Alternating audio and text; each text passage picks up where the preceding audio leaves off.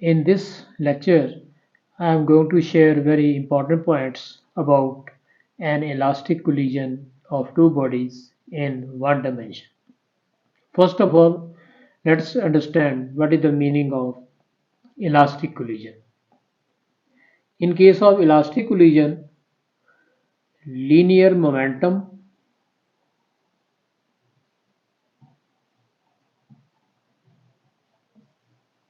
and kinetic energy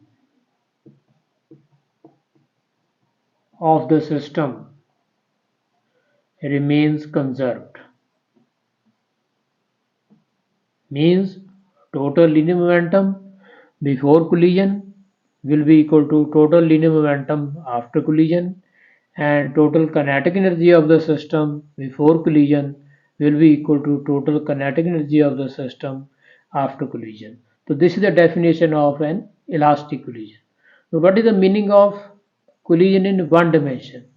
Collision in one dimension means if two bodies are moving along a straight line before collision, then they will be moving along the same straight line after collision also.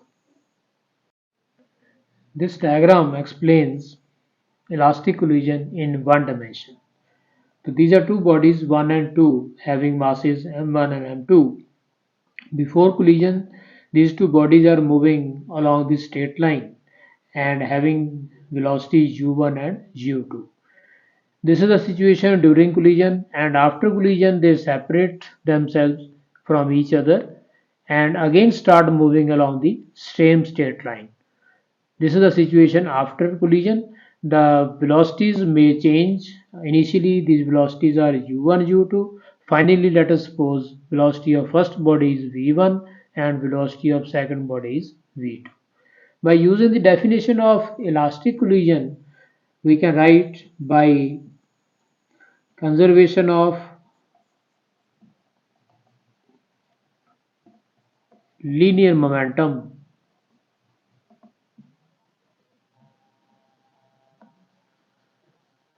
total momentum of the system before collision equal to total momentum of the system after collision. Momentum of first body before collision m1 u1 plus momentum of second body, this is the total momentum before collision. Similarly, on right hand side I will write momentum of first body plus momentum of second body. So this is according to law of conservation of linear momentum in an elastic collision.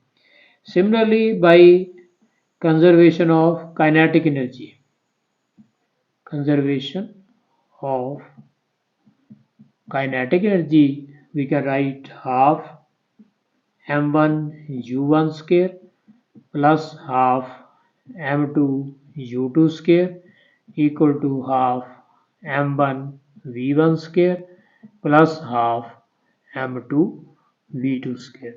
Let me call it equation number 2. From equation number 1, I can write m1 u1 minus m1 v1 equal to m2 v2 minus m2 u2. I have taken terms having m1 on left hand side and terms having m2 on right hand side. From here, taking m1 as common, I can write u1 minus v1 equal to m2 common inside the bracket v2 minus u2. Let me call it equation number 3. Similarly, from equation number 2, I can write half m1 u1 square minus half m1 v1 square equal to half m2 v2 square minus half m2 u2 square. 1 by 2 can be cancelled on both the sides and we can write m1 as common u1 square minus v1 square equal to m2 as common on right hand side. Inside we have v2 square minus u2 square. Let me call it equation number 4. Now from the equation number 3 and 4 we can write by divide equation 4 by equation 3, means left hand side will be divided by left hand side and right hand side by right hand side. So we can write m1 u1 square minus v1 square divided by m1 u1 minus v1 equal to m2 v2 square minus u2 square divided by m2 v2 minus u2.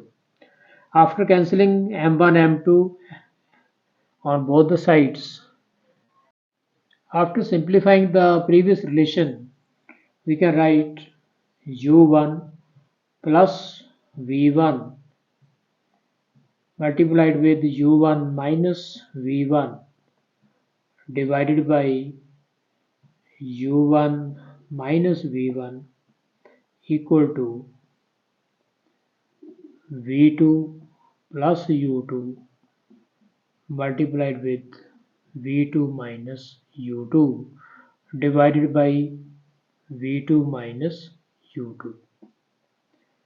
So this will give us u1 plus v1 equal to v2 plus u2. It can be written as u1 minus u2 equal to v2 minus v1. Now what is the meaning of this result? This left hand side gives relative velocity of two colliding bodies before collision. This right hand side gives relative velocity of the same two bodies after collision. So we can conclude that relative velocity of colliding bodies before collision equal to relative velocity of the bodies after collision.